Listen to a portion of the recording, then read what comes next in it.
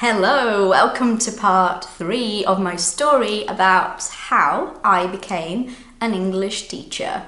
So, after going to university, as I said before, I studied English literature with creative writing.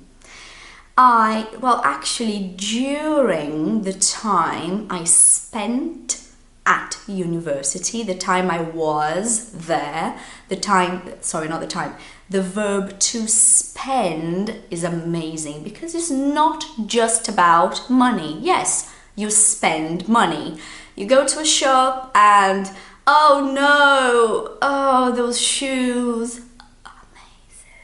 So you go and you buy the shoes and so you spend money, okay. But you also spend time.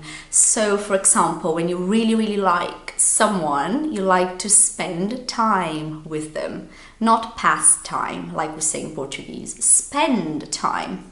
So the time I spent in the past at university was fantastic because I learned a lot about relationships with people and things that I believe made me a better teacher, because teaching for me is not about just standing at the front of a classroom with a whiteboard behind me, writing things on there and just repeating what I see in a book.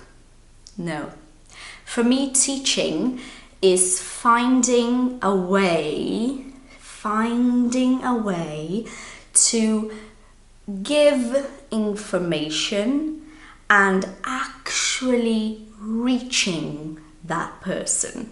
So when you reach is like, suppose the person's here, I am the information, so the information goes and goes and goes and goes on until it reaches the person.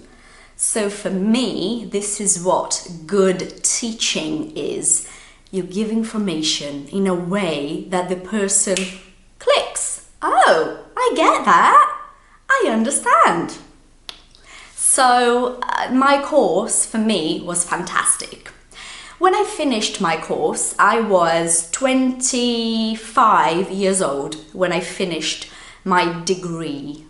In English, this is so important. In Brazil, when we are talking in Portuguese, we say that we do university. In English, you don't say that, okay? You go to university to do a degree. A degree normally is the name of a course that you do at a university. So after I passed to university and I passed my degree, I felt so much more confident about my teaching.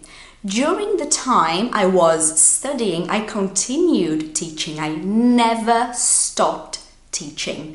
I always had students. Sometimes I had more students, sometimes I had one student, but I always had a student. Remember, during this time, I was living in London, and so all my students were Brazilians, okay? I always focused on teaching Brazilians because I am Brazilian. I never ever teach in Portuguese, you know that. But because I think this is rubbish. Bullshit, rubbish, doesn't work, okay? My opinion. But I think it's great that I speak English like a native person does. However, I think like a Brazilian person does. So when I am teaching you, I can teach you in English in a way that you understand because you are Brazilian and you think like me. So I know what you are trying to say. That's why you don't need to speak to me in Portuguese because I understand you. I think like you. So during this time, all my students were Brazilians and I continued to advertise, to promote my teaching in that magazine. Do you remember I told you about the magazine for Brazilians, Letters? I continued to advertise on there. And so I didn't have a lot of students because when you live in London and you're teaching Brazilians, generally, Brazilians don't have a lot of money. They are working a lot there. They are really trying to make a life, and it's hard. So they don't have a lot of money to invest in lessons. Anyway, I always had a student, okay? And then one day, one of my students suggested that I did a lesson on Skype because she lived really far away from me, like 2 hours away, really far. And it was crazy for her to come to my house for a 1 hour or 2 hour lesson. It's insane. So I said, okay, all right, let's give it a go. It's an expression. Let's give it a go means let's try it. Why not? So I did, and it worked. And then I started teaching on Skype, which was great because, you know, London is a very big city.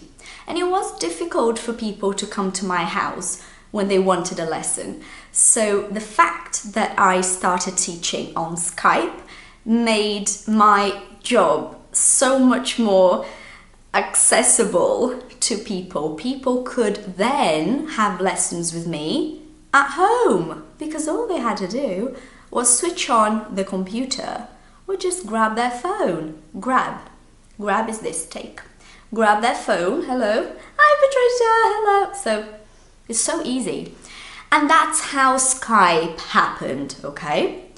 I have so much more to tell you. I'm going to continue next time. I hope you are enjoying this series about how everything happened in my life teaching-wise. Teaching-wise means about teaching. I said this before, a long time ago. You put wise at the end of the word to say that it's about that. So teaching-wise, about teaching. I hope you're enjoying it. If you do like this video, click on like, share, comment, subscribe to the channel for more, and I hope to see you next time. Thank you for watching.